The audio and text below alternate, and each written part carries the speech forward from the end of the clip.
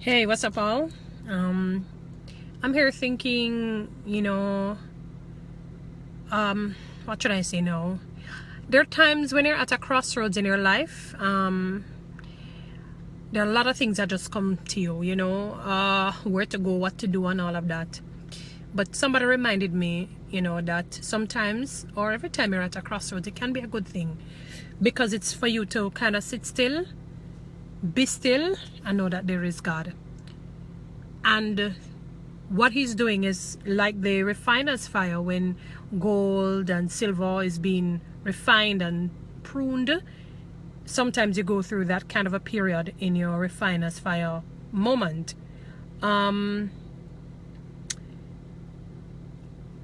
Crossroads aren't bad. You may think it is, but it isn't. It is really for you to move to the next stage, because you may have accomplished a lot last year, the year before, and all of that, and then you come to a next year. You must say, what next? Because you want to be a better individual. There's more contribution that you would want to make to this life, because I believe wholeheartedly that you cannot, or you should not, let me say not the word cannot, you really should not pass through this life and not contribute to somebody else's life. And I'm not talking about your mother, your father, your daughter, your son, or your husband, or your wife, or your friend. I am talking about somebody else who you don't know, a distant stranger, sometimes perhaps your enemy. But I believe that you should be able to contribute to this life in a positive manner, or contribute to somebody else's life in a positive manner than those who you're closely related to or knitted to. So crossroads sometimes can build that kind of a skill, or hone that kind of a skill within you. As a former co-worker reminded me, you have to replace bad habits by practicing and cultivating good habits, because we're born in sin and shaped in iniquity. Like sometimes I used to ponder, or every now and again I'll ponder, how is it that persons are so envious, jealous, covetous, evil-minded? We're born in sin and shaped in iniquity. We're born in sin and shaped in iniquity. So it gratifies the flesh. It feels good when you're envious. It feels good when you're jealous, because your fleshly nature is of such. You're created that way. So what you have to do now, because you know how you are created, born in sin and shaped in iniquity, you have to now say, okay, what do? I have these seeds here.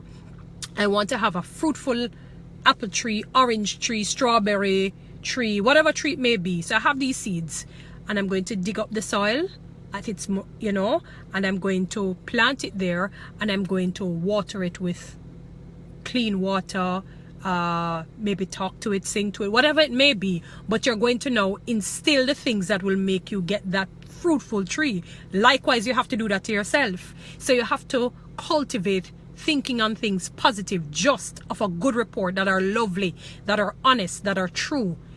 I was even talking to somebody. I have a lot of things on my mind, so you may hear different.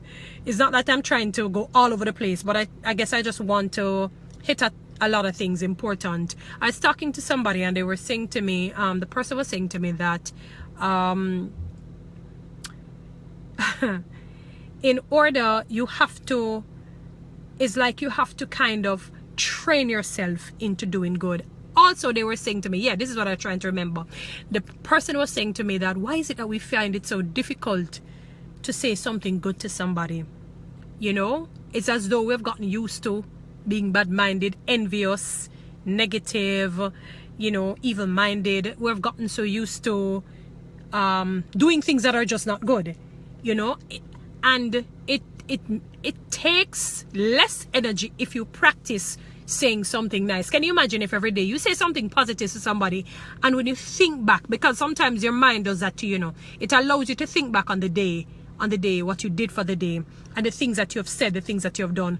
When you look at all the things that you have said and have done, when you think back and know that you had said something that inspired somebody or assisted somebody now in one way or another, it does make you feel good, actually.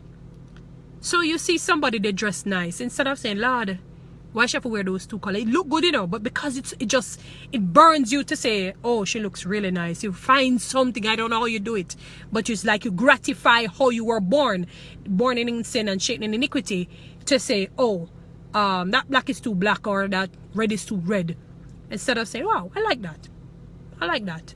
That's nice. And telling the individual, oh, you look good. You know, in a healthy manner, clearly. You know what I'm saying? Without any ill motive.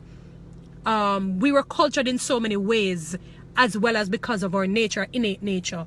Like men, they don't, I can understand, maybe based on, you know, how things are perceived, but they're afraid to maybe say to their friend, their good friend, in a platonic sense, in a healthy sense, I love you, my brother. You know what I mean? And I'm saying to myself, the problems that we face in this life is because fathers don't tell their sons that they love them. Nothing is wrong if you tell your son that you love him, or your friend. Clearly I mean in a healthy manner. I'm talking in a healthy manner. And these things, they don't understand that love eradicates all of the negatives. The Bible says there is faith, and remember, you know, the Bible says without faith it is impossible to please God. There is hope. Hope thou in God, David said. But among those three, love is the greatest. So love conquers all negative. Love is God. God is love. If it is not love, it is not of God. Not my words. That's just the word of God. And because of how we're cultured, we have now, it has become habitual for us to not say something good, or to not be positive. Oh, she doesn't say, so why do I need to? He doesn't do it, so why do I need to? You know what I'm saying? We find it difficult to say, you look good, you smell good. I think you are a nice person. What you have is good. So many different positive things. And because of that, we wonder why the world is where it is at. You know? I'm challenging you as I'm challenging myself, because I'm guilty of that. There are times when I could have said something more positive to somebody else. My thoughts, you know, the enemy tries to come with some negative thoughts, but you can conquer it by saying, Lord, I put my thoughts before you. Put it under your subjection, under your leading, under your control. Let me have good thoughts. And this comes by habitually practice. Just as how you may habitually practice something bad, and it becomes a habit and natural, habitually put yourself in that, and one day you just find yourself doing it. You know? Also, I encourage you not to judge others. No matter how the circumstances may seem, no matter how it may seem bad, you may hear so that somebody killed somebody, shoot somebody, done somebody something negative, whatever it may be. I don't know what it may be, but whatever it may be, you may hear of it. Pray for the individual. We don't know the situation. Maybe the person was wrong, maybe the person wasn't wrong. Who knows? I don't know. Only God knows, you know.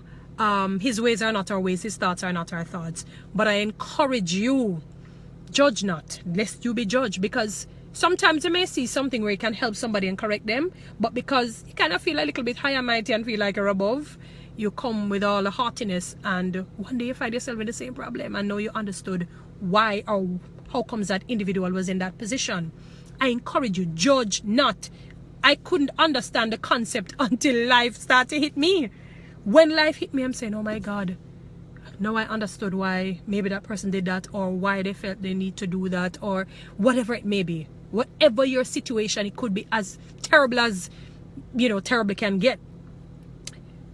I encourage you, judge not. Pray for the individual. Deliberately do it. There's something that I remember a friend of mine said to me, Toni-Ann, there was a girl who just drove her crazy. Meaning, the girl, when she comes to school, she would embarrass her in front of everybody else. She would mock how she looks, all kind of thing, how she dresses, every single thing. She went on, and she said, there are times where she may have wanted to respond, and she may have responded, not necessarily the same, with the same level of vociferousness or the same negativity, but you know, because we're humans and we'll fail. But at the time, most times she said she just ignored, but it wasn't so easy, and she went home and she cried and she cried, and it's like God chided her spirit to just praying positively for her. And she said, Toni-Ann, it was difficult. She felt like a hypocrite. She didn't even mean it, but she prayed. She just prayed good prayers for her, like she would say, Lord bless her and keep her, may her face shine upon her, be gracious unto her, whatever it may have been. And she did that for days upon days upon days upon days upon days upon weeks, and until it became a habit for her, and she did it. She prayed for her enemy, And she said, Toni-Ann, I live to see that girl call me, and the kind of apology that she gave to her, my God, when apology was given away, it's like they dosed that girl with it. And needless to say, you know, life wasn't necessarily the same in a positive way for that girl, because life is a boomerang. Whatever you do will come back to you. It's like a tree. If you plant your seeds and you water it with water, the necessary things that they plant, or, you know, those people who are good with those things will tell you, then you will have that beautiful fruit tree. But if you throw maybe vinegar or something negative, I'm not talking about apple cider vinegar, no, I'm talking about something, whatever bad it may be, something like poison, let's say poison, then the tree may grow, but what kind of a fruit tree will you get? It is likewise, you know. So as difficult as it may be, pray for your enemy. I'm practicing that. It is not an easy thing, I can tell you that. It's not easy, none at all. Like I said, God, me no mean it, me no feel it. You're not going to feel it. As I said, we are born in sin and shame and iniquity, where it's easy for us to do bad. It's easy. It comes natural.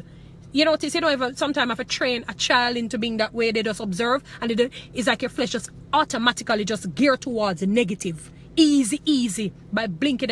Can you imagine if we were easily geared towards the positive? Believe you me, maybe poverty would have been extremely low. Sickness, diseases, crime, violence, without a doubt. But we're not that way. So we have to kind of train ourselves that way. It's like when we go to school. When you're going to school and you're learning to read and write, it's difficult. You have to kind of train yourself. When the child is walking, you notice how they get up, they drop back down, get up, drop back. It's the same way. You have to train yourself. Train yourself in being good. And I'm not talking about being self-righteous. All righteousness comes from God. We're like filthy rags. We're nothing. Left up to me, I'd be probably the most wicked person in the world if it was up to me. In my own self. You know what I'm saying?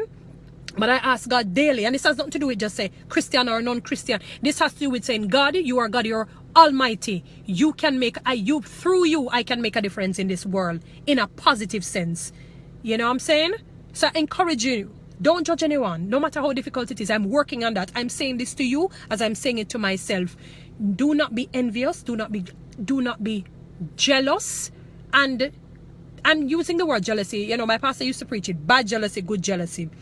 Good jealousy in the sense that maybe, you know what I'm saying, maybe as a husband and a wife, a couple, I don't even know what to say, you wouldn't want to see your husband, like, you know, lauding somebody else, another lady over you, or vice versa. They're going to feel a little sense of jealousy there, so, you know what I mean? I can understand that. That's normal, not natural. And some other little things. But bad jealousy in the sense that where you believe that you're the shiznit, you're it.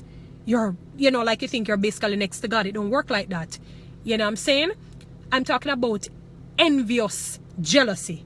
Like you see something and you burn, you say you don't have that. You don't even know how the person is quiet. Because normally, you know, generally, maybe it's about 3 or thereabout things, different ways persons acquire things. Through hard work, through inheritance, or through stealing, crookery. You don't know. But I'm encouraging you to endeavor. I'm saying it to you as I'm saying it to myself. Cultivate things that are positive. Cultivate things that are good. It makes you into a better person. You know what I mean? Physically too. I'm telling you. Physically too. Because sometimes you ever want to look at some people and God forgive me. It's like I said, Jesus. It's not about, when they say ugly, I'm not talking about, like you might say, oh Lord, the person was big and lip big. I'm not talking like that. I'm talking about the aura that you get from the individual. You know what I'm saying? Because of how you feed yourself is just like it. You ever notice for people who exercise avidly, you notice persons who exercise or eat healthily, when you look at them skin, oh my God, it is flawless. Or them features just look flawless, you know, and it's like it gives them a positive energy, because maybe the type of foods, what it does to your intestines and your inside, it gives you, you know, like it releases maybe endorphins or whatever. I don't understand the whole medical thing, but when you feed your body, the physical body, with good physical food, you look good. Both inside and on the outside, you look good. So can you imagine, you know, coupled with that, feeding your mind, your thoughts, your inner being with something positive, as difficult as we can. You know, it's difficult to be like, live in terms of eating healthy. It's the same way. It's difficult to probably feed yourself with something positive. So what you have to do is surround yourself with persons like that, who are positive. I'm not talking about like, you know, like, can have any sense. I don't mean like that. I'm talking about positive, something that will make your life better and that will impact you in making somebody else's life better. You must, you know, as you grow older and older, say to yourself, I want to make a difference in this world. You must want to make a difference in this world. You know, I was listening to Joel's wife. She was giving a 10-minute talk, and she was saying that every day you have something to give. Whether it's money, whether it's a kind word, whatever it may be, you have something to give. You're alive, whether you want to be handicapped or not, or whatever. Once you're alive, there's something that you can do to inspire somebody else. You must listen.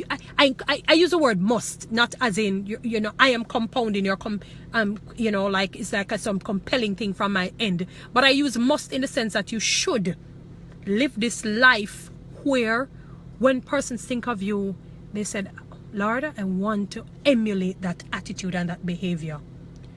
I want to emulate that individual. I couldn't understand it when I was younger. Maybe I used to be the kind of individual that, oh, you do me something bad, me for do you back bad. You know what I'm saying? Or you this or you that, something negative, I respond in a negative manner. Or she's not talking to me, so I'm not going to talk to her. No, those things, no, because when you think back, you know, because I find that, and I say that in the sense of persons that I'm around. Sometimes I'm around a lot of older persons.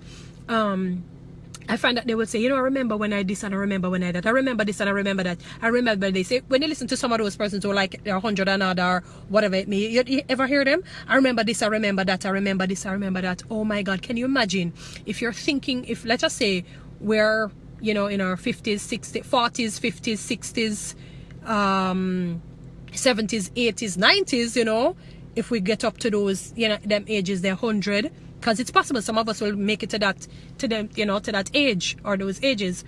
And we're saying, I remember this and I remember that. Can you imagine if all you remember are wicked way you do to people, how you talk to people, how you treated people, how you were so mean? Mean in terms of not giving even financially, not giving in terms of your time, not giving in terms of your effort, your work, how you can help to build somebody else's life. Because when you check yourself, all we know our own selves. We can do better if we want to. We choose to not if we don't. Nobody don't force you. You can do better. You can give. You can give in different ways. And I don't only mean monetarily. Some of you can give monetarily, but you don't. You just, oh, she doesn't need that because she's this or that or he's this or that. Sometimes you see somebody probably even driving a Benz or something. They mind if somebody come give them 100 grand to help them off. Because I'm not talking, I use the word Benz in the sense of maybe the things seemingly look good. But, you know, it is not, because maybe you don't even know what they, and you can't make a judgment, oh, they should sell this, they don't know what the situation may be again. You know what I mean? They just, in other words, the point I'm making is they need a helping hand. You know what I'm saying? They need a helping hand. Don't make a judgment call on the basis of because of the outward look. You can see somebody was telling me of this guy who came into the bank. He was very dirty. How him look? In other words, he looked like a poverty-stricken person. And he went to the personal banking assistant, and she treated him as though he was clean, he was smelling good, no different from somebody who looked like them from the upper echelon. And maybe he was, maybe it's the kind of work he was doing, or maybe he was testing, I don't know, whatever it may have been. And because of her excellent customer service and treating him equally as though she would be treating the president of the United States or whoever it may be, he gave her 1 week all-inclusive at a very good hotel what should I say now? Reward. You understand? Because of how she treated him. I am simply saying, as best as you're able to, it is not impossible. With God, all things are possible. Do unto others as you would have them do unto you. Tell yourself, would I like this for myself? Judge not, lest ye be judged. Because sometimes things we may do or say or whatever it is, and you know, it's just unfortunate, but you wouldn't want necessarily somebody to judge us, maybe based on the circumstance, the situation, whatever it may be. You don't want anybody to judge you. So endeavor, it's not easy. Because sometimes it's hard enough to judge. When you hear something, you say, boy, it's hard. But you say, you know what, God? You know the situation. I pray for all parties involved. You deal with it in your way. You know the situation, you know if they were wicked or not, or you know everything, God. I leave it to you.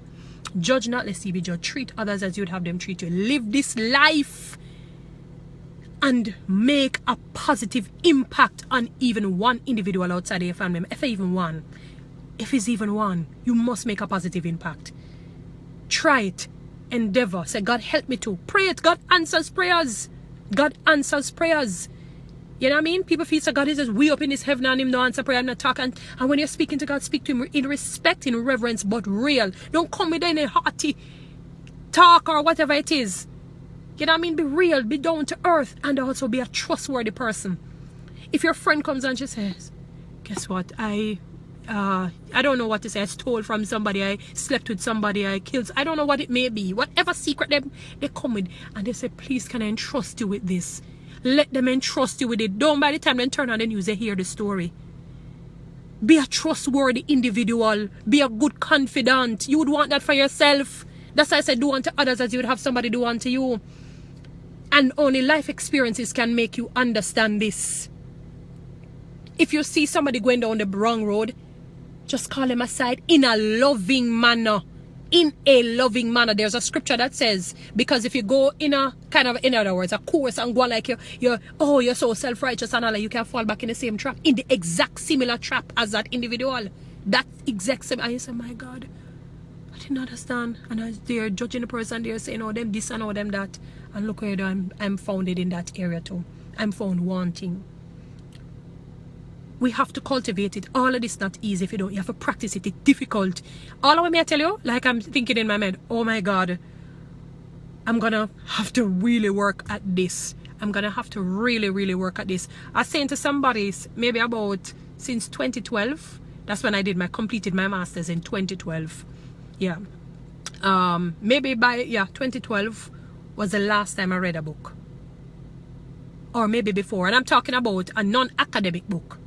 Could be either 12 to 12 or before, but it's quite a few years.